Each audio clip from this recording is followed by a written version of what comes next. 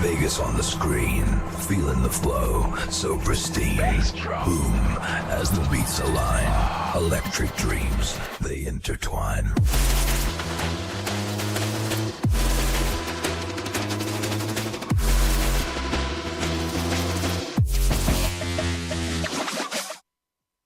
Please with me, Nancy's Riot podcast. About positivity, being strong, get survival, mental health, helping each other and overcoming life's challenges.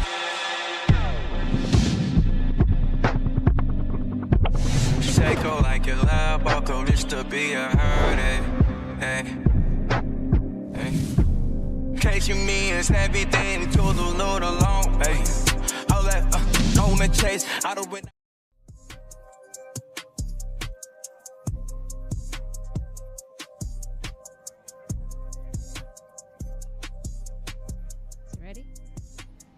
Good evening, everyone. Thank you so much for taking the time to be with us tonight. As I always start with saying thank you so much for your time tuning in. If you take the time to watch my episodes, I appreciate your support. And anybody who sends me comments and has sent me messages, I just want to thank you so much for your kind words. And again, thank you so much for tuning in tonight and giving me your time. I so much appreciate it. With that said, last week we started a conversation about men's mental health, since June is about, not only is it Pride Month, but it is men's mental health. And Brett, who is was so generous to join and start the conversation, but tonight, a legend, again, graces Nancy's Riot, and he doesn't need any introduction like he didn't the last time. But Joe Cortez, everybody, Hall of Famer. Joe, thank you so much for being with me tonight again and willing to have these conversations that are so needed in our society tonight. Well, I'll tell you, so it's so important that we get the message out there. First of all, I want to say thank you for being on the show, and your viewers out there.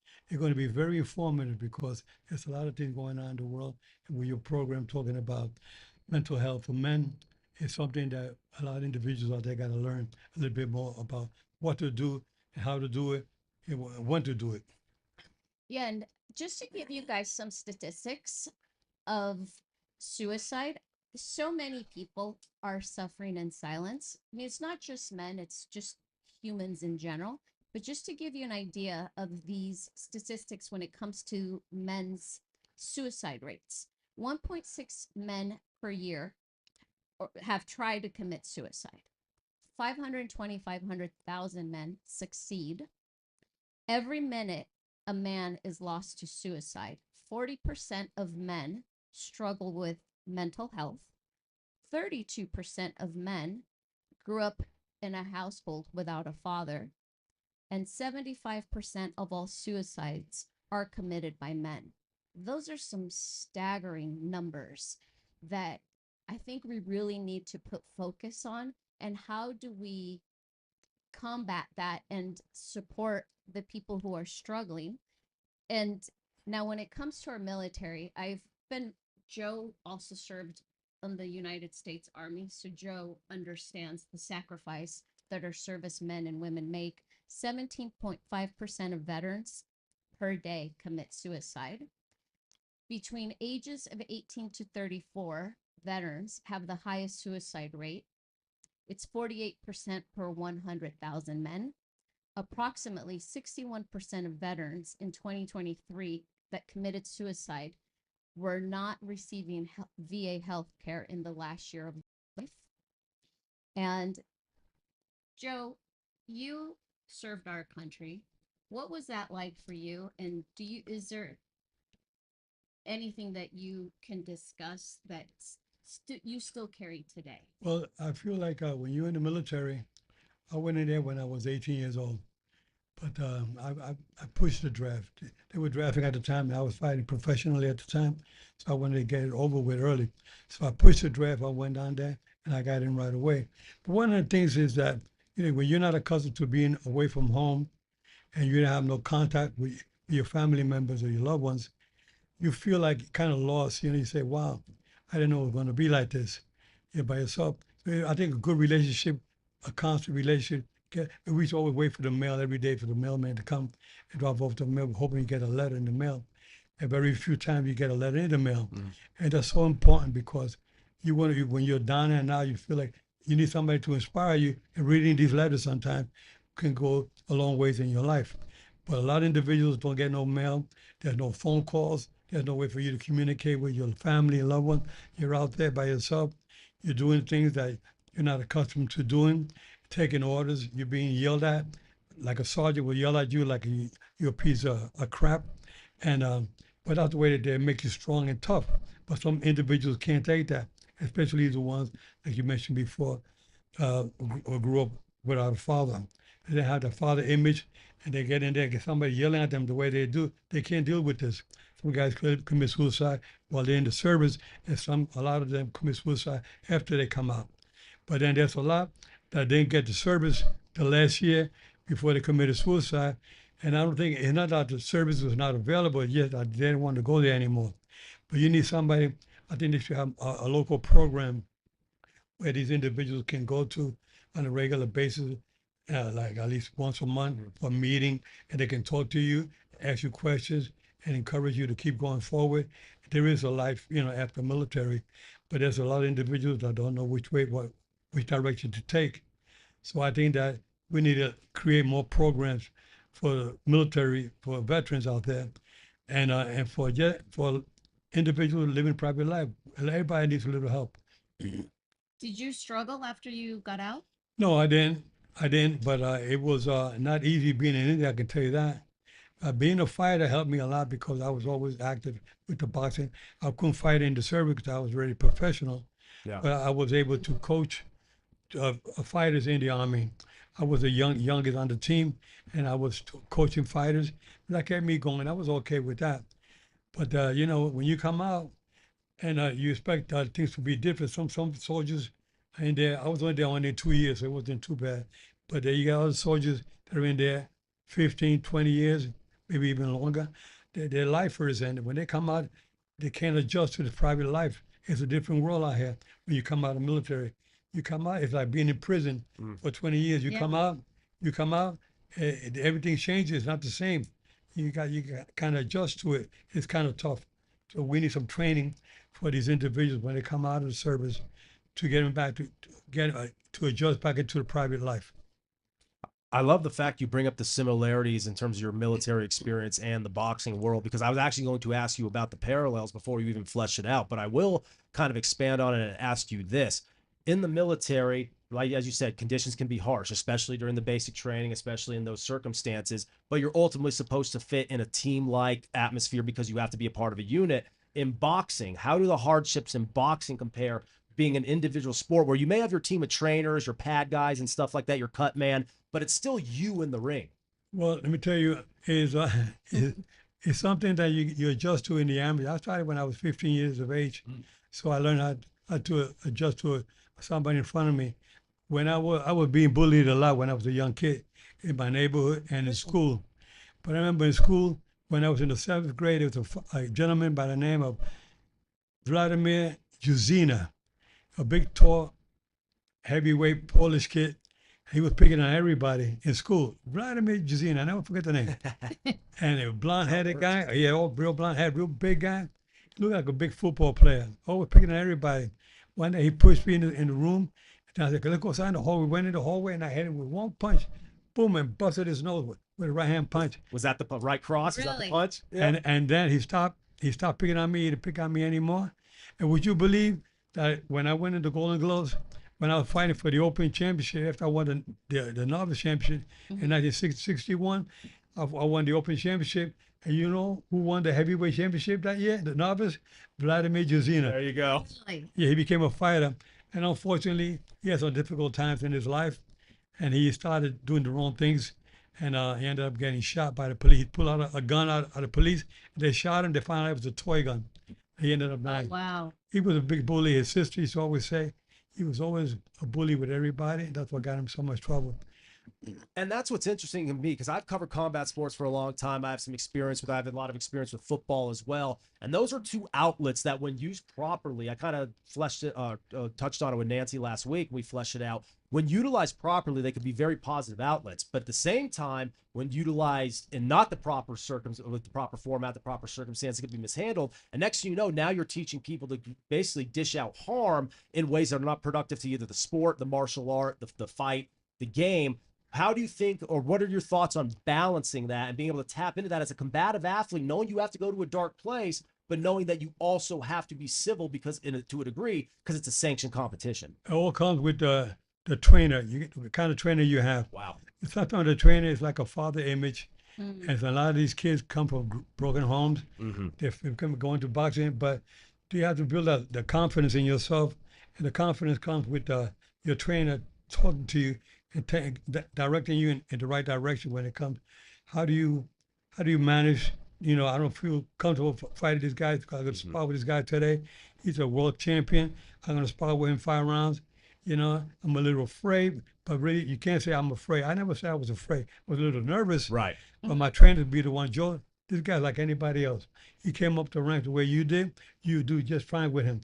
You get in there with him, he said, you know, you did good. That was very good. You handled yourself very well. And I've heard a lot of trainers even say nerves are good because that often is what allows you to tap into the energy and that space that you didn't know you had. Exactly. Some individuals, they feel like, oh, I don't know if I can do it. But like I said, a trainer, he'll train you the right way. Sometimes you got to get a trainer to train the trainers, because some trainers out there Yeah. don't know how to train the proper way. Yeah. So you look at a fighter, you don't even look at him as a fighter in the ring. You got to look at him as an individual. Treat him like if he's your son.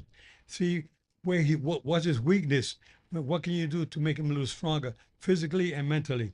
A lot of individuals don't know how to deal with that, and you need a good trainer to give you the vote of confidence, and then you know what, you got to make it of a good champion. Right. You should start telling that since you're young. Start telling you really got good stuff. You're doing better than what I thought. You start giving that confidence. You say to yourself, really, you really think so? Yeah. So I was champion when I was over 16 years Right. old. There were 16,000 fans in Madison Square Garden watching my brother and I win our first championship. And I said to myself, wow, that gave me a vote of confidence. I feel like, wow. 100%. I didn't think it didn't make me a cocky guy, but I felt like, wow, I feel a lot of confidence in myself. You know what? That's good. I think I want to be a world champion one day. Well, it's kind of like, Joe, and I know, Nance, we have to move the conversation along, but if I could bring up one more point about the boxing, I love that you bring that up because you're very familiar with Tyson, right? The Kid Dynamite years, coming out of Brooklyn, you having your roots in New York, and under the tutelage of Customato, Kevin Rooney. Those were guys who basically, you had multiple trainers, right? Yeah. Trainer above the trainer. I Yeah. love that you bring that up because once Tyson was brought out of that element, we saw the things start to spiral a little. Right. Well, Mike Tyson, one day, I refereed Mike Tyson on 8 different occasions. Wow. And one day he told me, Mr. Cortez, he never called me Joyce. Well, Mr. Cortez, I saw you one day when I was 13 years old in New York City, and you gave me a couple of good pointers. I was just starting into the game. You really inspired me to keep on trying to do the right thing. I got in some trouble, he said, but I got myself with the right trainer, Customato, and Teddy Alice, and Kevin Rooney. Those guys, they were all living together up in the Catskills in New York. And before you know it, Mike turned out to be one of the best heavyweight champions of all times. But it was the trainer. Customato was like the master. He knew how to talk to you. He knew how to bring you up in the right direction. A lot of trainers don't know how to do that. Right. You got to be like a psychologist. Yeah. Yeah. Inside. Yeah. Yeah. But Mike Tyson turned out to be decent. He had a little ups and downs, but he seems to be doing pretty good today. Amen to that. Since you were a boxer yourself, is there a fight that you recall that was mentally challenging for you that you thought maybe you weren't going to finish? No, I never felt that way. On the contrary, I always felt like I'm going to win this fight. I always went in there saying, I'm going to win this fight. But I went to Chicago after I won the New York Open Championship. Then I fought for the Eastern Golden Glove Championships. And the Eastern Golden Glove Championships were held in Madison Square Garden. Mm-hmm. That night, there were 12,400 fans. My brother Mike and I fought in that tournament. And last night, the semifinals and finals, the same night, they don't do that anymore. 1961 was the last year they did that. And I won both fights by knockout. My brother won one by knockout, one by decision. And from there, they sent us up to Bear Mountain to train for 2 weeks. Then they flew us out to Chicago to fight for the National Golden Glove Championship. It was they called it intercity bout, Yeah. New York versus Chicago.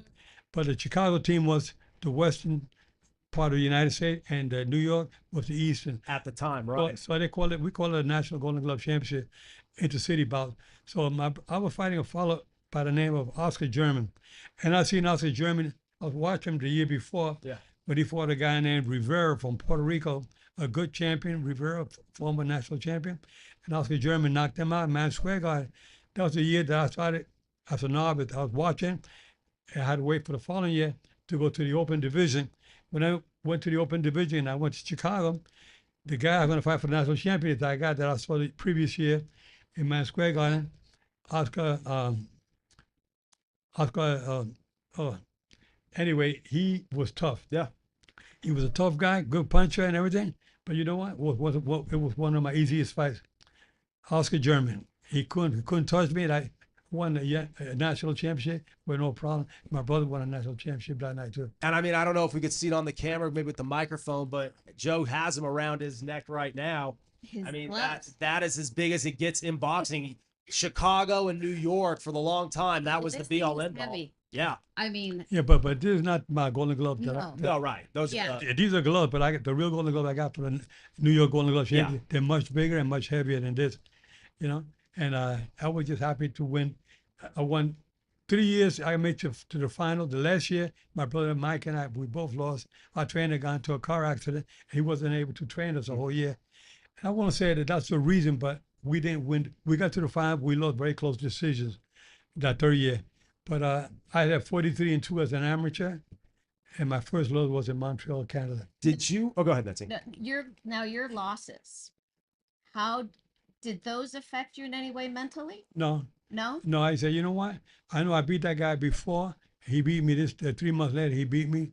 I said, I can beat that guy again. I was hoping to fight again, and he got into a car accident. He ended up dying.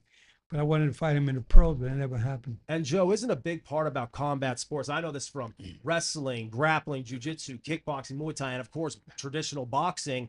So much of it is that you have to accept the fact that you just weren't the best that night. It doesn't mean if you fought 10 times, he would Right. beat you all the 10 times. And that's where it differs from the football, from the basketball, from the baseball, where it's a team sport where you could say all these things went wrong along the way and if there was dysfunction. With a fight, you have to reflect on that yourself. Yeah, you're right. You know, you're by yourself in that ring. Yeah. You know, you have anytime you have a little somebody to talk to you, the 1 minute rest period.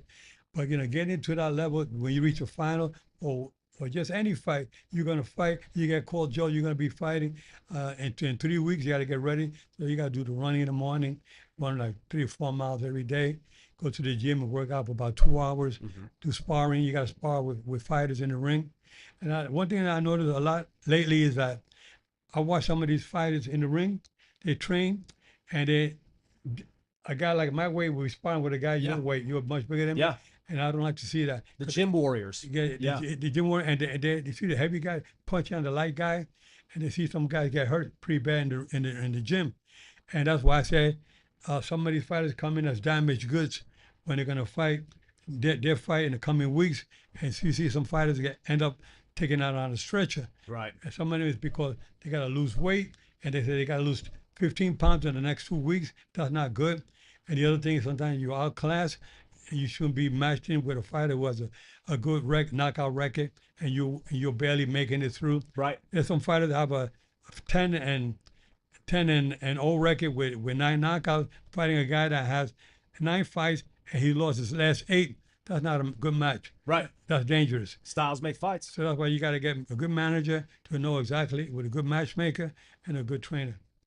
Now, we were talking off camera about a couple of referees that committed suicide. Right. Well, there was Toby Gibson was one referee, Richard Green was another, and Mitch Halpern. Those 3 referees from Nevada committed suicide. And we don't know exactly why, but I can tell you when Ray Boo Boo Mancini beat the fighter Dooku Kim from Korea, the referee Richard Green committed suicide several months later. And then to top it off, the kid's mother committed suicide in Korea because she lost her son. Yeah. Okay. And then there was Mitch Halpern committed suicide.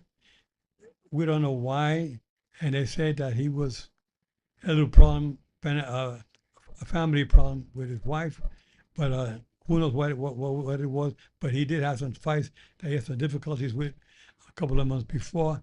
So we don't know exactly what happened, but I used to help him out. As a matter of fact, I was even living with him for the first few months when I first moved to Las Vegas, while I was looking for a house. Nice young man, and I still talk to his mother at least once a month, and she's a sweetheart, and she's every day she's just can't even stop thinking about losing her son. That was her only son, and she has a daughter, but the son, he was a nice young man, good referee. He got to referee Mike Tyson in Holyfield, and then Toby Gibson, he had a little problem with his wife as well, and he sat in his car, he rolled down the windows, and closed the garage door, and let the fumes of the car, carbon monoxide of the car. He ended up dying with that. So he committed suicide. 3 referees. I said, wow, how can these guys, as sharp as they were, go-getters, heck, potentials go all the way to be good Hall of Famers, they took their lives. And that kind of leads me to my question, because as someone who competed in the most prestigious amateur boxing tournament, both back then and still to this day, the New York Golden Gloves, and as someone who's officiated some monumental fights in that exact same city, did you ever find a time, Joe, where in terms of the battle against mental health and a lot of these things that, you know, you have to go through in the world of combat sports, did you ever find it to be harder on the officiating side than the fighter side? Because as a fighter, you're going to do whatever it takes to dig deep and win that battle and get out of the mud. But as an official, you have to protect the fighters from themselves. Well, Was that difficult? No, for me it wasn't difficult, but being in the next fight helped me a lot to be a better official. It's about, you know, my job first and foremost is the safety of the fighters. Yes. Yeah. You know, that's the most important thing. Second will be enforcing the rules. But as a referee, you cannot be nervous or have that fear because it's Mike Tyson, Walter De La Hoya, or Julio Cesar Chavez, or Roberto Duran, or Sugar Leonard. I've been in there with all these guys, the greatest of all time. You know, I went in there. One time I went to Mexico City. I was doing a refereeing a fight, Julio Cesar Chavez against Greg Haugen, 133,000 fans in the stadium. So when I walked out there, you know, normally somebody would say, "Oh my God," they'll pass out. Right. I went out there. I said, "Oh wow!" I said, "Okay, it's a big crowd, but I got to do my job." Yeah. I went there with a lot of confidence in myself. Yeah. And I learned how to deal with the pressure. Some people can't deal with pressure. That's why you got so many suicides. You got to learn. I can deal with anything. I'm not gonna let anything bother me. Sometimes things will go your way in life, and you say, "You know what? That's the way it is." Sometimes you got to deal with it. But I think it made me a stronger person by being a fighter. I learned how to deal with pressure. Some people can't deal with that pressure, and that's why they commit suicide, or they quit their jobs, or they become alcoholics. They start drinking and doing drugs and all that stuff. Find a way and escape to get themselves on the right track. That's not the way to do it. The way to do it is go to get some help. And that's why we have the show today, to try to tell you individuals out there watching the show, you have to get some help out there. There's plenty of help out there for you veterans and for your civilians out there, for everybody there, male and female, and young individuals. A lot of youngsters are committing a lot of suicide too, because of the way they're being treated at home. Some of them are just a lot of things going on in this world today. A lot of immigrants are doing things, are getting taken away from their parents and whatnot. And these kids, right now there's a couple of 100,000 kids that are missing in this country. We don't know where they're at. We don't know what they're thinking. We don't even know if they're alive. You know, and that's why we say we gotta try to reach out for help. If you're out there, you youngsters out there watching, reach out for some help. That's a way for everything. It's a way to survive this world. Don't think that the easy way is committing suicide. That's not the way. You could be somebody in this world if you go for the right help. And that's why we have to put together teams or individuals to help these people get them on the right track. You know, for me personally, I've spoken about this in other episodes leading up to brain surgery and post brain surgery. That was such a challenging situation that I was in mentally. And I can honestly tell you that had my doctor not had me go to therapy, I don't know that I would be here having this conversation with you, because the pain was so intense, and it still is some days, that I just remember some days thinking, maybe I should just throw in the towel. No. You know, and had I not been in therapy, I honestly cannot say that I would have not lost that mental battle. And that's why, to me, mental health is so important, because I know, had I not gotten the help with the things that have occurred in my life, these last 5 years, I would have lost that mental battle. And with that said, Aaron, I want to open up the lines for anybody that might have questions, because I know the last time that Joe gave me the honor of coming on the podcast, we ran out of time and there was a lot of questions on the different social media platforms, because we're live on TikTok, Facebook, YouTube, Go Live Vegas, the app. If you've not downloaded it, it's in the Apple Store. You can watch us. We're live right now. So people are watching us from different platforms, and we didn't get to every question, but we're certainly going to try to today. So we're opening up the lines. So if anybody has any questions for Joe, Brett, or myself, USA 702-329-6947, Canada 987-907-3200, and then the international number, it's so small, Aaron, what is it? 1-800. I can hardly 502-4321. That's the international number. So if anybody has any questions, the lines are open. We will take them. Or if you have any, is there any comments, Aaron? So I can't see them on the, for, That's to good. Well, see if we have, and while you peruse through those, we actually even have a few more questions Yeah. for Joe. And Joe, one thing I find most interesting, because like you said, the athletes are starting to, both combative athletes and more of your traditional athletes in the traditional sense, they're starting to take a different approach. Sports psychologists, right? More sabbaticals, more time away from the game or away from the ring, more family time in their downtime, right? Not the same type of tunnel vision. Fighters are fighting less, right? They're trying to get certain leagues in the sports calendar to shrink their schedules down. Do you think that in this new age, those approaches are working, or are there certain things that you would like to see implemented as someone who has so much experience in boxing, thinking that it may work? You know, I was just listening on the news as I was driving here a little while ago that Floyd Mayweather, supposedly a billionaire, Yeah. and Yeah. he they got him arrested, or they're going to arrest him for a check. He gave out a check for $200,000 for a watch, Yeah. and there was no funds in the account. And that was just on the news a few minutes ago. Mm-hmm. I said, wow, a guy that has supposed to have billions, $1 billion he made in sports. You know, what's happening today, a lot of fighters, most fighters, I would say 99% of the fighters end up broke. Yeah. With no money. Yeah. You say to yourself, where did these guys, what did they do with their money? They never had a good financial advisor. They don't know how to invest their money properly. The managers should be able to direct these fighters. But most of these fighters are not educated. They don't have any schooling. They don't know nothing about putting two and two together. And that's what happens. And they give you $100 million for a fight, $50 million for a fight. And 5 years later, they don't have nothing left. And it's nothing new. Joe Louis was arguably the most famous person in America, and look what happened to him. Yeah, but there was some money back in those days. Right. But I mean, the money that they were making back then. Right. They had to fight 15 times a year. Yeah. Yeah. But I mean, here's fighters that are fighting maybe 3 or 4 times a year, but they're making over $100 million. Some of them, not all of them. Mm-hmm. Some of them don't even make $500,000. Some of them make even less. The smaller fighters that don't reach the level for the championship fights. But the championship fights, you get Manny Pacquiao, Yeah. and you get fighting Woman and Marquez. They were making like $100 million a piece, $50 million. I mean, that's a lot of money. Absolutely. You know, and some of these guys, from what I understand Manny Pacquiao is doing okay, but he helps a lot in the community. He does. He gives a lot of money away.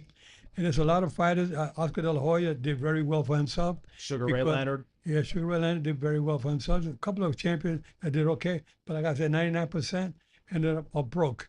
So you got to get a good mentor behind you, somebody, a financial advisor, get yourself a good attorney to help you with the contracts and know what you're signing before you fight a fight, making sure that the numbers that are out there are the right number, who's getting the percentage, and what percentage the manager getting, what percentage the trainer's getting, and all the expenses for training.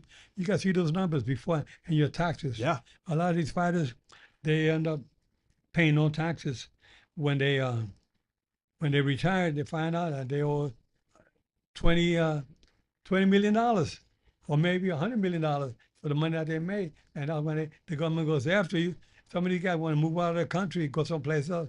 You can't do that. And there's nothing more sad than a fighter who sticks around too long strictly because they need the financial help.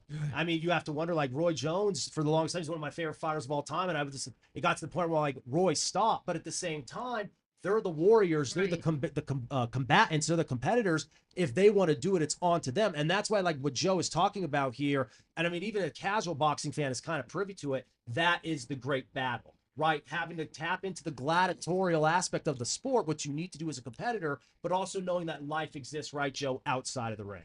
Is there, from your experience, because you and I have so many conversations, and you have so much wisdom, is there one fight, like from your experience in refereeing and, like I said, being a fighter yourself, that you feel that there's a pattern when it comes to athletes that makes them go the wrong direction versus staying in a straight line?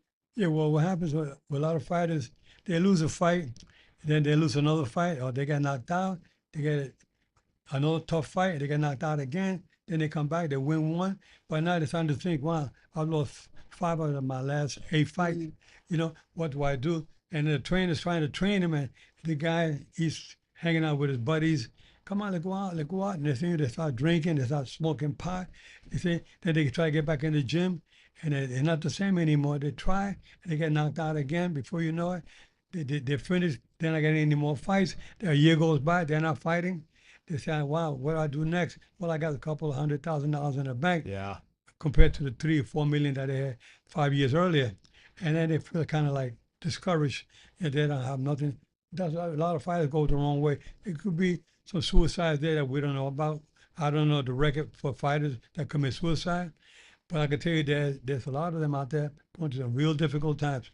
And Joe, how important do you think it is? Because it seems like a lot of the ones who manage to kind of get out of that dark place find a place in the sport where they're no longer competing. They may be a trainer, they may be a promoter, they may be a commentator, right?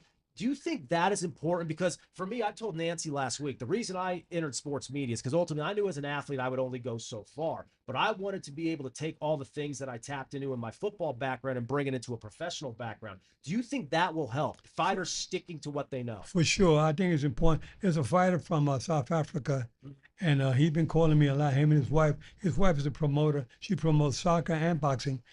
And they've been calling me. They want me to go to Johannesburg so bad. Yeah. They've been calling me. I'll be with you. I like Africa. At least 10 times in the last year, they've been calling me. They called me the night before last. It was the last time I spoke with him. And I told him, you know, a couple of months ago, I told him, I said, you know, Thomas, I think what you should be thinking about, because he's 20, you know, he's 34 years of age. I said, you know, you're 34 years of age. Yeah, you got a minor world title, but you got to start thinking about something in the future. I told him, why don't you think of becoming a referee or a judge in boxing? But referee would be good, being that you know so much about boxing. He said, wow, Joe, that's a great idea. I never thought about that. So, you know, I'm already giving some ideas to some fighters about staying in the game as an official. You know, you're not going to make as much money, but at least you're active and you're getting paid for these fights. And he said, you know, I think I'm going to try that. So I think that's a good idea for some officials to stay in the game. You know, I remember when I was refereeing, I was going to get ready to retire. One day I was at the fight, and I got a tap on the shoulder. It was Sugar Ray Leonard with Sylvester Stallone. And Sylvester Stallone says, hey, Joe, I'm doing a movie, Rocky Balboa. I need you as my referee. Can I get you information? I said, well, I'm going into the ring right now. When I get out the ring, we'll talk. So I did my championship fight. After I came out the ring, we spoke. Then about 2 weeks later, I get a script in the mail. Oh, I love it. For my role as a referee. Antonio Tarver. Yeah. With, Mason Dixon in the movie. Dixon, yep. And he, so Sylvester Stallone came out to Vegas to meet with me. He said, Joe, let's talk over the script and what we're going to be doing. He said, but I want the boxing scene, I want it to look authentic. I want it to look like the best because it could be my last one. He said, you can help me make it look authentic? I said, I can. I said, you know, see the script you gave me here? The script? Yeah, I don't need a script. He said, what do you mean? I said, I know what I got to do. I read the script, and whoever wrote it doesn't know nothing. Yeah. Doesn't Let me take it. Right. Doesn't know nothing about boxing. So you know what I do? Let me do it my way. He said, Joe, let's do it your way. Nancy, I have to say this because I'm not blowing smoke here. I'm a diehard fan of the Rocky series. Some obviously are better than others. Rocky Balboa, I've said this for years, the final fight in Rocky Balboa has the best choreography compared, because as great as Carl Weathers and Stallone were in the first one, a lot of that boxing is like more theatrical. A lot of the ones in the later Creed movies are a little bit more like, dramatic. The boxing between Tarver and Balboa in that fight is probably the best sequencing of fighting you will see in any Rocky movie. And now that I know that this man right here orchestrated it, it's that much cooler. Well, it's to me because being Hispanic, Right. whenever there was boxing fights, I think you know this, Joe, like you invite everybody. And my dad, anytime that there was a fight, I just remember seeing Joe on TV and seeing him in the movie, and then So cool. it's cool having it's like surreal in a way, talking to him. And the clip that you sent me the other day with the Foreman fight. Oh yeah. Yeah, so we were texting and he sent me a clip and I'm watching it and it brought back that memory of me watching that fight Right. and watching you on TV. That was amazing. George Foreman knocking out Michael Moore. Michael Moore. Yep. Yeah. George Foreman, 45 years of age. Yep. And he had won the title 20 years prior to that night. 20 years prior, he won the first championship. The second one was when he was 45. Yeah. And then another day, I'm about to fight again. It was Eddie Murphy. Hey, Joe. Man, how you doing, Joe? Hey, I'm doing a movie. It will be called I Spy. Can you be my referee and help me a little bit with that? I said, sure. We changed phone number and we flew up to Vancouver. And we 6 days up at Vancouver, we were able to Wow. coordinate the whole thing. I was teaching him how to throw the punches the right way. He said, Joe, but I can't hit him that hard. I said, hey, come on. He's a professional fighter. He's getting paid to be in there with you. Hit him hard in the body. And but a lot of things going on. But I was showing these guys what to do, what not to do during the movie. I also did one with Antonio Banderas, Woody Harrelson. Play to the bone, same thing. Yeah, Joe, I need some help. Okay, we'll do it. Now we were starting to discuss how you were starting to tell us the story about one fight that stood out during your career, but we wanted to save it to share it with you guys. So Okay, I was doing a fight in 1994 at the Aladdin Hotel, which is Planet Hollywood now in Las Vegas. And the Aladdin Hotel, there was a fighter by the name of Robert Wangila Fanganya. And he was winning the fight up until the 10th round. It was back and forth. It was close, but he was a little bit ahead as far as I was concerned. And I think the judges had him ahead too. And a fighter named Fernandez hit him with an uppercut. Wangila wobbled a little bit. He grabbed Fernandez. Fernandez pushed him.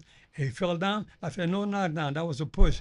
He got up. When he got up, I know he was hurt. So I got closer to the action, and he took a good left and a good right, and it wobbled him some more up against the rope, and I jumped in and stopped it. And everybody started booing like crazy. They know he was winning, but you know what? I don't care it could be my brother in there. I don't care who it is. If you're hurt, I'm going to stop you, regardless if it was not a title fight, it was a 10-round fight. And I stopped and they were booing me like crazy. Everybody was booing me. And he said, ref, I'm okay. Then the doctor checked him out. The doctor said, I asked the doctor, how's he doing? He said, he's okay. Then one of the commissioners asked me, Joe, why did you stop the fight? I said, well, I saw something I didn't like, the way he got hit. They said, man, I don't know. So everybody was booing me. Coming out the ring, they were booing the hell out of me. 15 minutes later, they come running out of the dressing room. That kid having seizures back in the dressing room. Right. They had to rush him to the hospital on a stretcher. They took him to the hospital. And after the fights, I went home real quick. I took a shower and I went to UMC Hospital.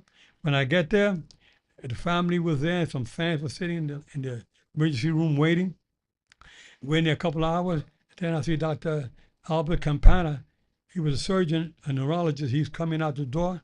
And I got up and I walked up to him. I said, how's he doing, Dr. Campana? He said, Joe doesn't look too good. And 2 days later, the kid died.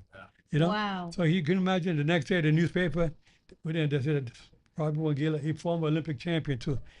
He ended up dying, and people must have been saying, oh my God. And we were booing Joe, and Joe knew what he was doing. See, I'm the closest to the actor. I can see things that other people can't see. At ringside, even the doctor, the committee, they don't see what I see.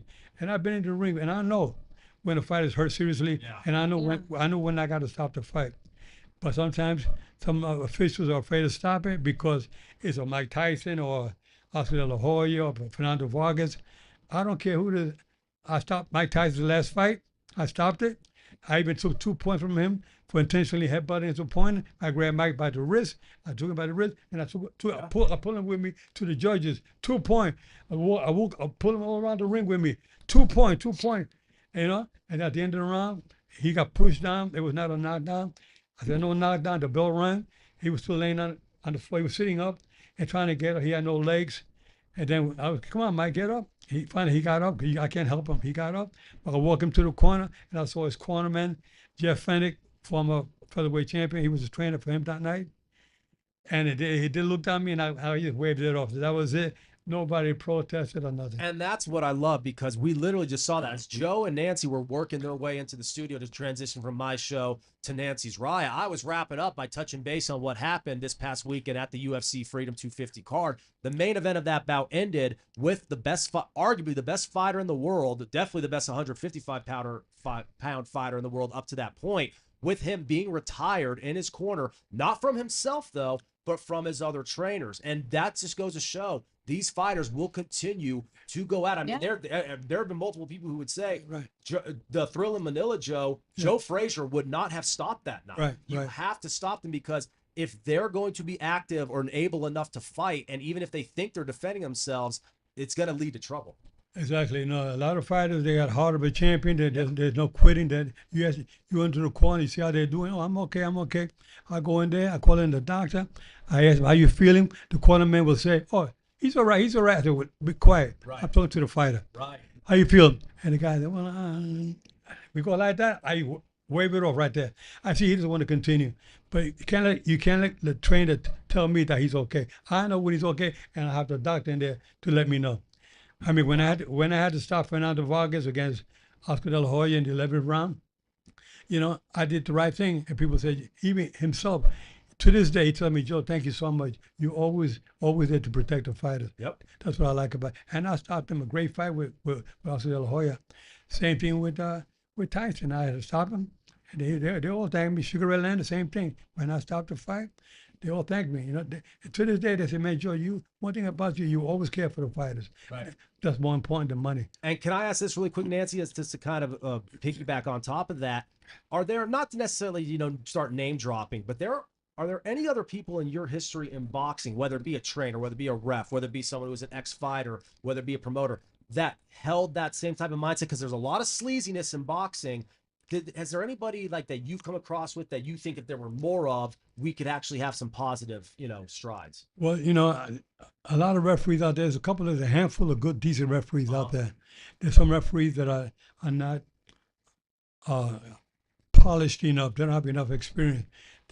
Some fighters, some referees, they work maybe 5 or 6 times a year. Yeah. I was working 5 or 6 times a month. Yeah. So true. And made in one night. You said once. Well, I did many fights. One night I did 2 championship fights the same night in the Bahamas. It was a minor title fight, but I was always busy. When I started doing my first world title fight was in 1982. I ran prior against Miguel Montilla in Atlantic City, and I stopped out in the 11th round. And people say, Joe, why? That was your first title fight? It looked like you've been doing this forever. And that's why I started my first title fight 5 years after I turned pro. And then when I retired with 176 world title fight and over 1,000 professional fights. Wow.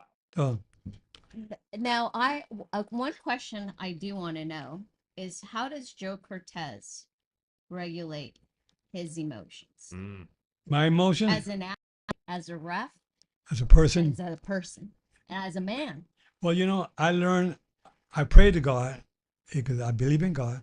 I pray to God to guide me in the right direction. And not everything is shiny and rosy. Sometimes you have ups and downs in life. I've gone through some difficult times in my life.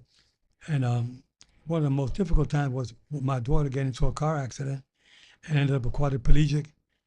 And my wife was in a car with her. And I got a call from a doctor telling me I was doing some work in Chicago and in the field of ophthalmology. And the doctor told me, Mr. Cortez, I'm sorry to inform you, your wife and your daughter were both in a car accident, and they were both paralyzed. I said, wow. So they gave me the address, the hospital and everything. And I got my ticket that day for Chicago. I came into Las Vegas. I met my two daughters at the airport. And then we all went to the airport, to the hospital in San Bernardino, California. When I got there, I said, where's Sylvia and where's Cindy? They said, well, not Sylvia. Sylvia's in a hotel. But they told me she was paralyzed. They said, they made a mistake. Only your daughter is. Anyway, it was a relief to some extent. But you see my daughter in the bed, Yeah. she was paralyzed. She couldn't move her body at all. But her face was all bruised up. And I said, how do you feel, Cindy? And she kind of moved her arms a little bit. She said, I'm a champ. I'm a champ. And I never forget that day. And that was when I got hit with COVID in 2020. I was in the hospital for 5 months, and I would FaceTime. I couldn't have no visitors because I was in quarantine. So I would talk to my daughter every day, and I'll see her. She was my inspiration because she never complained about her being in that bed all day long or in the wheelchair all day long. She never complained about that. Yeah. She always felt like, Daddy, there's nothing wrong with me. I'm okay. So how can I complain? I got a daughter who doesn't complain about anything. So she get me going forward, and she was a very positive individual for me. And of course, being an ex-fighter and dealing with the pressure with all these fights and referee whatnot, it made me stronger. And I said, I'm not taking the full count for nobody. Yep. I'm getting up. I lost 40 pounds in the hospital, and I couldn't walk when I came out. I was in a wheelchair. 5 months later, I had to go for rehab for about 6 months to learn how to walk again. But I made it through. I feel like I still got a little spark of the old flash. The right one will get you, the left one will. I'm still here. Love it. That's awesome. Well said. Yeah. I mean, I cannot even imagine getting a phone call like that Yeah. about one of my kids. Yeah, and it wasn't easy, but I said maybe me being a fighter and having all that pressure on me with the boxing, I think it made me stronger to be able to cope with that situation. You can't let things like anything bother you. I mean, it'll affect you to some extent, but you got to say to yourself, wait a minute. You stop and say, wait a minute. I got to keep going because there's other loved ones in the family I got to, take care of. The daughters, my grandchildren, whatnot. So I think about them as well. So I say, I got to be strong, even though it hurts me sometimes. Right. But I got to keep going and be strong as I can and live a positive life. Sometimes you meet good people and they help you along the way, but you got to learn how to deal with the pressure. Yeah. And before we continue, Aaron, is there anybody waiting on the lines? So just focus. Now, Yeah. one thing that I wanted to share with you guys is my therapist actually gave me a book that I read a few years ago, and it really helped put so many things into perspective for me. And if anybody listening to me, you've ever had a private conversation with me, whether in the different hats that I wear every day, I may have recommended this book to you. And I'm not going to say the author's name or name the book, but I went out and I actually bought a copy of it and I brought it with me. So if there's anybody that wants to call in, if there's anything that you are struggling with, I'd like to gift you this book, and Joe will autograph it and I will mail this book to you so that you can read it, because I genuinely think that this book, everybody should have it, because if you've ever find yourself in a situation that you're questioning what you should do or how you should handle it, I can assure you everyday situations, it's in this book on how to mentally overcome any challenges. So if there's anybody out there that is listening, would like to call in and tell us if you're struggling and how we can be of service to you and make recommendations. Like I said, Joe will autograph this book and I will personally mail it to you. And with that said, because we're approaching the hour that we've been live, and Joe knows this, so this is my personal microphone. And I wanted Joe, I kept forgetting to bring it so that Joe can autograph it for me because next speech that I give, I'm going to make sure I use it. Nice. And I want to catch it on film Definitely. with my microphone. So Okay. if you could sign it for me. There you go. And I wanted to capture this on film for me, you guys, because like I said, he's a legend and No doubt. I grew up watching him and you're just an incredible human being, Joe. I'm just a regular guy trying to do the best I can to make these happen. But you know what? That's all it takes. Well, Though. That's literally that's all it is, and that's the fun. The fun part about conversations like these is that you feel because Joe's talked a lot about pressure. There's no pressure to have conversations like these. You may No. feel it before, but even for us on a podcast, or on a live show, that red light goes on, the mics open up, and even then the pressure feels that it just starts to dissipate in a way, and it starts to wane, and that's because we're just having the conversation. And I think what you've talked about, I think what a lot of people have talked about is the fact that the stigma is so often rooted in the fear and the pressure of having that conversation to begin with. When you rip the Band-Aid, great things happen. And so often it's just like what Joe said. It's literally just a guy or, any person knowing their place and trying to play their part. Mm-hmm. And we also brought something that we wanted to show you guys. Oh, yeah. Like, let's see. Let me grab Oh, yeah. The goods, the hardware. Yes. Brett, have you ever held one? I have, but I have never held one like this because this is not. Look how cool you guys this Like is. I've held belts. It's not a Joe Cortez official Ring 8 New York State Boxing Hall of Fame belt. Recently too, just a little bit over a Yeah, year you were old. just there, It's what, like A- 2 April- weeks ago, April- right? April- As far as the April- induction, absolutely. Yeah. Aaron, do we have it in the camera shot? There we go. I mean, this is absolutely awesome. The second I saw Joe bring this in, my eyes lit up. And I told Nancy, and I'll give this back to the man itself. It is his after all. He's the one who earned it. And I told Nancy, I mean, on a day when I get to reflect in the It's so studio cool. on my show about the Knicks winning a Super Bowl, or the Knicks winning an NBA Finals, in addition to the Super Bowls and the World Series I've gotten to see, I talked to a man who, next thing I know, in casual conversation, is telling me stories about Joe DiMaggio and Willie Mays and everyone in between, let alone the boxing storylines. So this was like me in a candy shop as a kid. Thank you for allowing me to be a part of it, Nancy, because as a boxing fanatic, as a sports fanatic, as someone who respects what you do, Joe, this was awesome. Thank you so much. It's always a pleasure to be on a show like this to give a lot of information. A lot of individuals don't know my upbringing and my ups and downs in my life, but being raised by a mother without a father, it wasn't easy, but I managed to survive and do the right things in life. And hopefully I can help everybody out there keep going in the right direction. When did you know you wanted to be a boxer? Well, I met a fighter by the name of Gaspar Indian Ortega back in 1955 in New York City, in Spanish Harlem, where I was born and raised. And Gaspar Ortega used to take me with him to the gym, Sealman's Gym on 8th Avenue and 55th Street. And then he used to fight at Madison Square Garden. Gaspar fought 29 main events in Madison Square Garden. And in 1 year, in 1964, if you look at Box Rec, you see that Gaspar Ortega had 29 fights in 1 year.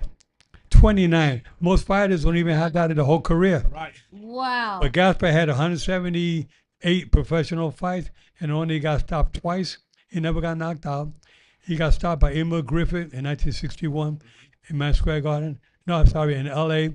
for the welterweight title. And he got stopped by Sandro Mazzinghi in Italy, TKO. Those were the only 2 times. He had a granite chin.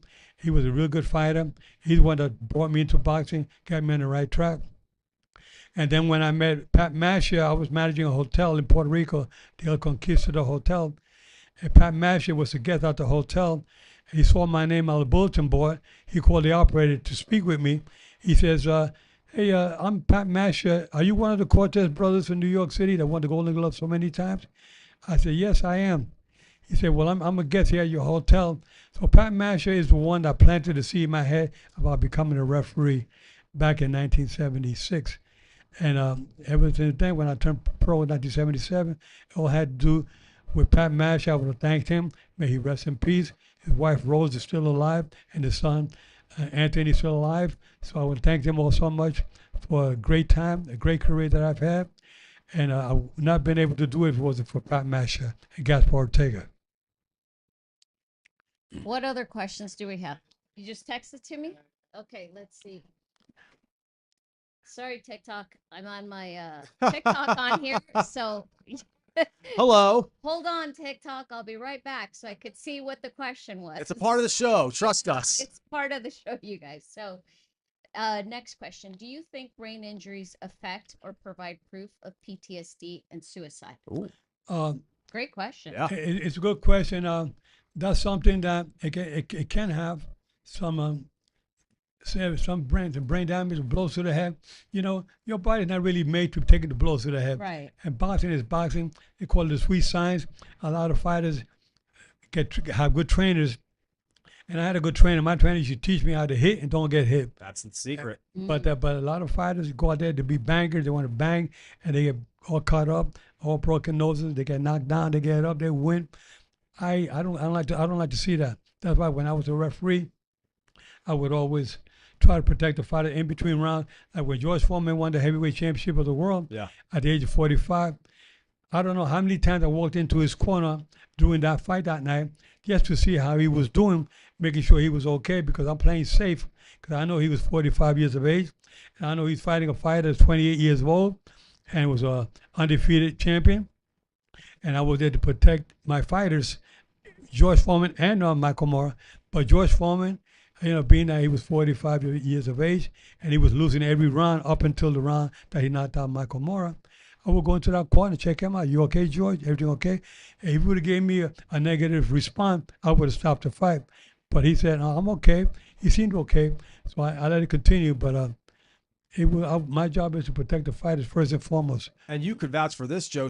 So many fighters will say after they're retired, it wasn't necessarily the fights on fight night, in Vegas or in New York or anywhere else that necessarily got me. It's all those battles racking up for day after day in the gym. One day I used to have a professional boxing ring in my house, and Leon Spink used to come to my house and work out. Wow. Way after he retired, he was suffering from a little dementia. Yeah. He would come. I would hold the mitts, and he would put on the gloves, and he would do the mitts with me in the gym. His wife Brenda would say, "Joe, he loves coming here to work out in the gym once a week." So he come in there for about maybe an hour and a half once a week. And then one day I got a call from Dr. Charlie Bernick. Dr. Charlie Bernick was a neurologist from the Cleveland Clinic here in Las Vegas. He called me and said, "Mr. Cortez, I want to know, what are you doing with Leon?" I said, "Well, what happened?" He said, "Well, he's improving so much with his balance. He's more talkative. He seems to make more sense when he speaks to me now. Before he wasn't. What are you doing with him?" So he came over come on over and I'll show you exactly what I do with Leon. He came into the ring. For you fans out there, Leon Spink was a former Olympic champion, and he beat Muhammad Ali when he had 7 pro fights under his belt. Wow. He lost the title 6 months later, the same year, to Muhammad Ali. He never regained the title again. But Leon was a very kind gentleman, along with his brother Mike. And so anyway, so Charlie Bernick came over to my gym. I put on the gloves. I told Charlie Bernick to get in my ring, the Dr. Bernick, get in the ring. He did. I put the gloves on him. I did the mitts with him. We were throwing punches. I said, "Give me 2 jabs, the right hand, left foot." And he was kind of lost. He couldn't do it. I said, "See, you're having trouble doing this, but yet Leon Spink can do it with no problem." Because he saw videos of Leon doing the mitts with me. He said, "Joe, you know what? That's something, Yet he can't communicate the way he should, but yet he knows everything about boxing." The muscle memory's there. I said, maybe the muscle memory. I said, maybe you should start doing with your patients, if they're golfers, if they're dancers, and put the headphones on with the music. You see that they all sing. They know the words for word. They don't forget. Wow. He said, "Joe, you may be into something new here. Can you come up to my clinic? I want you to meet my staff." When I went up to the clinic, I met 15 of his assistants that he had there, and talking about the gym wars. I said there was about 15 individuals. I said, "Okay, you gentlemen here, everybody here, doctors or whatever." I said, "You are technicians. You guys do a study on brain injuries. How do you determine how many punches a fighter gets to the head?" They said, "Well, we look at box rec. He fought 10 rounds here, and he fought 8 rounds there. He fought 12 rounds there. He fought 10 here, 8 here. So we add this all up, and it comes to maybe a 200 rounds. Yeah. Okay, 200 rounds in the fight, right? How many rounds you think that they have to go through to get to each one of those fights? Bingo. For a 10-round fight, maybe they go through maybe 150 punches. They get to the head. And they say, wow, we never took that into consideration. I think because you guys don't know boxing, that's why. But anyway, so Charlie Burnick and I, to this day, we're still friends. And, we still talk about helping individuals. I had him on my podcast talk show last year, talking about brain injury. And there's a lot of people got to learn out there. Yeah. I hope that answers your question. No, absolutely. What? With perhaps the most important answer of the evening so far, because that is an ongoing debate in boxing. Yeah. But not only boxing, but we also got to look, because at the clinic there, they treat football players. Yep. Yeah. Big. They've- Ever since the CTE thing in the Right. NFL. They train, they look at MMA fighters. Yep. Anybody with combat sports, they do studies on where you are today, where you're going to be 10 years from now. It's awesome. So that's a good That's so study. important. Dr. Capano was my neurosurgeon that I first saw when they found the mass in my brain. Yeah, Dr. Albert over a Campani. decade ago. Yeah. Yeah, he died about 12, 13 years ago. Yeah. Good guy. Yeah. He great doctor too. Oh, yeah, he was a great doctor. He was a good ringside doctor. He was working the fights with me when I was there doing the main fights. He was always at ringside.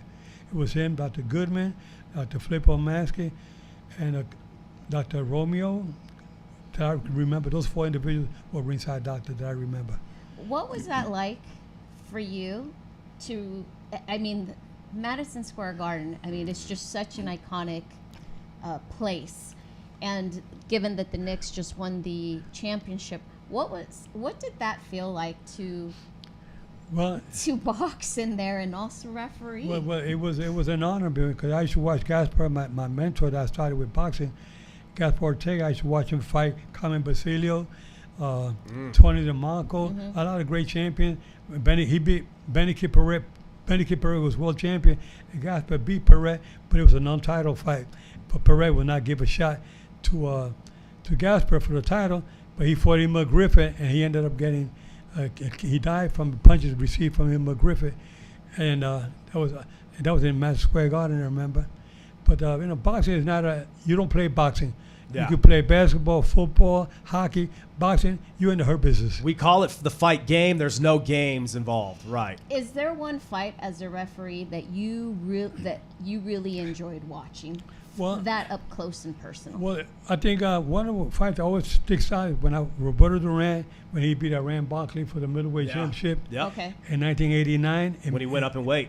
He went up and went to 160 pounds. He was champion the first championship. He was a 135 pounder. And he beat Iran Barkley for the middleweight championship in Atlantic City. There was 2 feet of snow out there, and the place was packed. But he put Barkley down the 11th round, and he ended up winning a split decision. And how was it like, officiating fights, reffing fights in that era with the 4 kings, and even addition, because you have the Leonards, the Haglers, the Hearns, the Rents, Wilfred Benitez, Alexis Arguello, Aaron Pryor. You could go on and on. You really made your bones in an era, and honestly, multiple eras, because you had a lot of longevity in the sport. But you got to see a lot of the greats. Is there an added element of pride knowing that you were a part of their story? I don't know. No, there has to be. To me, it's like unbelievable. He's got swag. Yeah. That's what I tell him. Like, do you see what I mean? He's So got modest, so much swag, right? So sometimes I got to pinch myself. I can't believe that I've gone to that level. With boxing, it's just been unbelievable. I made it to that level, and I've been blessed in so many ways. And I try to help out there. I would believe in paying it forward. That's awesome. And that's so cool, because anytime in the world of sports, I mean, I've talked about it, that all the Knicks of past and present that were in that, collectively sharing that moment in Madison Square Garden, and even in San Antonio the other night when they won, it's the same type of thing. It's a full circle type of thing, to where the athletes of the past are helping the future. The athletes of the current or the present are paying homage and respect to the athletes of the past, because that's how the stories are properly told. You learn from the legends, the greats of the past, and then that way you could help the future generation yourself. When I watched the fights at Madison Square Garden from back in the days. Yep. Back in the day, Madison Square Garden is not where it's located now. It's close to it.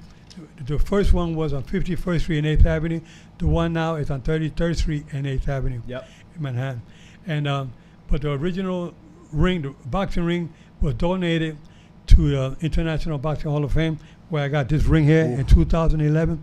This is the biggest Boxing Hall of Fame. That's the one everybody wants to get into. Yep. I mean, 8 of them, but this is the main one. International Hall of Fame kind of started in New York. And I remember that boxing ring was donated to the International Hall of Fame. And Ed Brophy, the president, one day when I went up there to visit, he said, "Joe, I want to show you the new boxing ring that was donated to it by Madison Square Garden." Oh. And I saw the ring, and I saw Mr. Brophy. You know, that ring has a lot of history because, you know, Rocky Marciano, Joe Louis, Ali Frazier. Muhammad Ali, Yeah. Frazier, Sugar Ray Robinson, Roberto Duran, some of the greatest fighters fought in that ring. Wow. But you know what, Mr. Brophy? No one can say they knocked out 2 guys the same night in that ring. He says, "Joe, who was that?" I said, "It was me." That guy right there. I That knocked is out awesome. two guys in Madison Square Garden for the Eastern Golden Glove Championship. That's so You cool. look at try to find the records, you can't find. Good luck. I'm still trying to find a video of it. I know they recorded it. Whoever has it, if you're watching the show, send me a copy of it. I'll You put know- it online because I want to see those 2 knockouts. That's the Yeah, mission now, we're Aaron, for gonna- Go Live yeah, Vegas. we're- We got to for get Go make Live touch. Vegas, we're gonna Make have contact. to put like a clip just about this and put it on TikTok. Yes. And ask people like, does anybody have a recording of it? Because Joe Cortez wants it. We can be hopeful. We can be hopeful, Yeah, yeah. we'll hope we can get something. Now- I've been looking forever. I've been calling people. I've been on YouTube. I've been checking all. They got Golden Gloves, 1960, 1961. You got to do some deep And digging. we're gonna have to do But an they, SOS. but they don't show TikTok. Yep. my fights in there. Sleuthing. Yeah. Madison Square Garden, 1961. I won the novice championship in 1960. My brother Mike won the championship as well. Then I won the following year. I won the Open Championship. My brother also won the Frank Halaluka. My brother beat Frank Halaluka for the lightweight championship.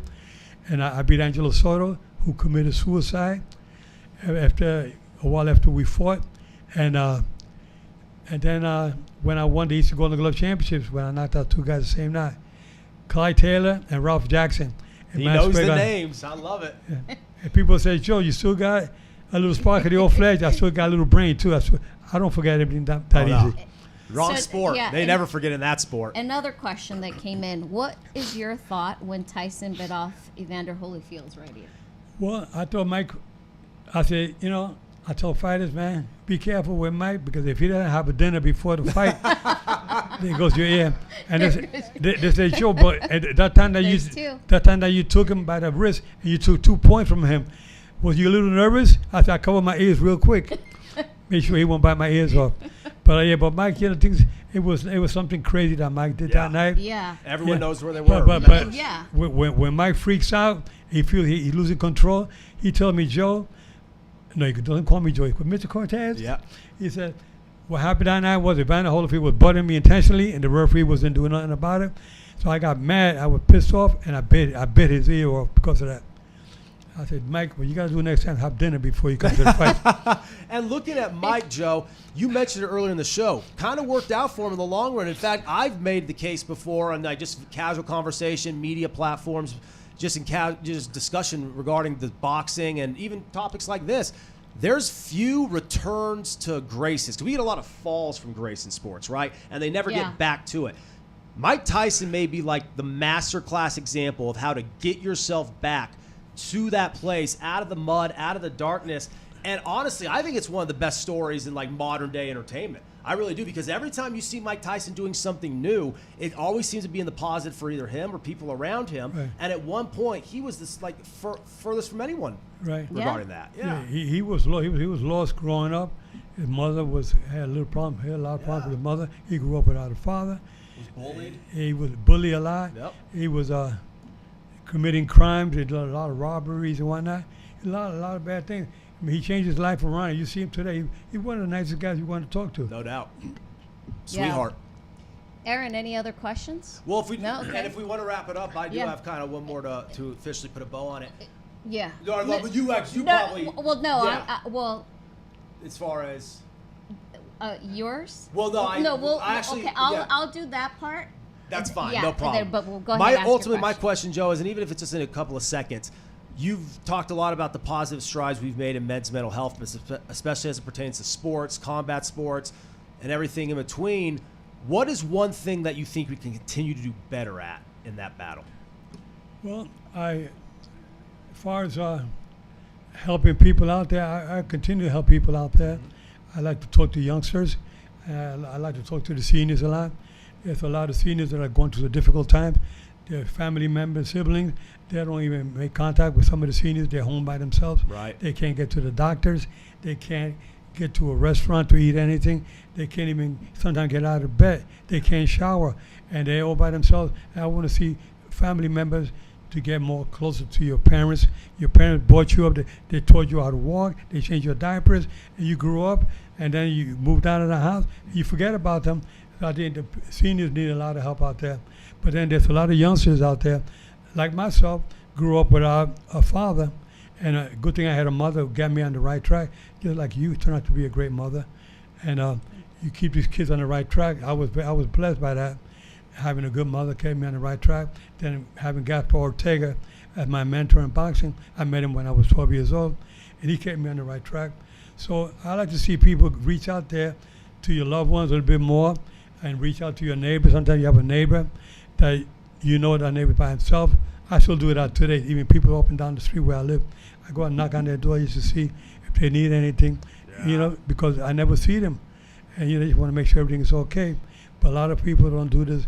I think we need more harmony amongst each other and stop all this hatred and bad talking about one another, and let's love one another a little bit more and keep paying it forward. And I could tell you that Joe, Pay it forward. I love how that's the theme. Joe is really what you guys are seeing through the screen. I hope that his kindness radiates, because it genuinely does, like in real life. I mean, every time I speak to you and have a conversation with you, I know that you fill my spirit in some way, because you're just so kind and so genuine, and the wisdom that you share with me, that I am so honored to be able to have those conversations with you and to have you in my life. And I wish that more people could find gems like you. And I always say, throughout your day, find little things that make you happy. Yep. To keep you going, because we all have challenges, obstacles that we might come up on our everyday lives. And one of the things that we wanted to do to start wrapping the show up is, now Brett is my son's age. So I joke with him, like, you could be my son. I would have had him as a teenager, even though you're probably looking at us, people wouldn't think that, but he's my son's age. And he's a big fan of yours. Mm-hmm. And he was watching the last time that you were on the podcast. Sent some questions too about that is boxing. Yeah. And so one of the things that Brett wanted was, well, I'll let Brett ask you, because I told him I would open the door. Yeah. He just has to walk into it. And the knob is turned, the door's open. Yeah, the door's open, being in front of you. So now, Joe, this is all at your own discretion. If you'd like to at any time join me on my show, talking all things sports, but especially talking boxing. I cover the fight game extensively. I have for 10 plus years out here in Vegas on the show that when you and Nancy walked in earlier that I was wrapping up. We could do it whenever would be convenient for you. We could maybe do it a little bit when we get closer to a big time fight, get your prediction, get your analysis. We could talk about anything big. Of course, we could kind of work out the details, but I just want to let you know, anytime you'd like to hop on my show to talk some shop and share some more stories, the door is wide open for you, because it's an absolute honor. That'd be an honor to be on your show, buddy. You got it, buddy. Absolutely. Love it. There. Love it. Exactly what I was hoping. You're hoping, okay. Awesome, boss. So, Thank any you. other comments, Aaron, before we say goodbye and wrap it up? We're good? Okay. Well, for everybody who tuned in, for your questions, for your time, once again, thank you so much for joining us. Thank you, Joe. And being a part of my Riot. Brett, thank you. Thank you, Joe, Nancy. thank you so much. And thank you for everybody out there watching. I appreciate you. And keep your guards up at all. And remember, I'm fair, but I'm firm. And these are my 2 undisputed champions. Fair but firm. Ding, ding, legends. baby. Thank you for taking the time to watch Nancy's Riot. Thank you, guys. Cool.